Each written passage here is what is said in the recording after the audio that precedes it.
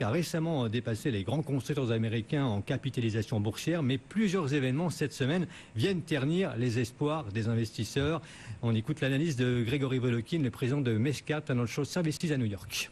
Hier, cette annonce par Volvo, que Volvo, toute leur production automobile d'ici 3 ans serait électrique ou hybride. C'est de la compétition évidemment pour Tesla. Il faut savoir que Tesla, pour le moment, c'est pratiquement la seule voiture électrique qui est achetée aux États-Unis. Derrière ça, par exemple, la Volt de Chevrolet a très peu de succès. Mais une fois que tous les constructeurs et des constructeurs aussi populaires qu'un BMW, par exemple, auront une offre électrique, pour Tesla, ça va être difficile de continuer à être unique et à justifier ses valorisations à 300 fois les profits quand elle en fait. Et puis l'autre chose aussi, il y a eu une enquête sur la sécurité de ce qu'on appelle le Consumer Survey. Et ils ont dit, Tesla disent que leurs voitures sont les plus sûres aux États-Unis, mais en fait, pas du tout.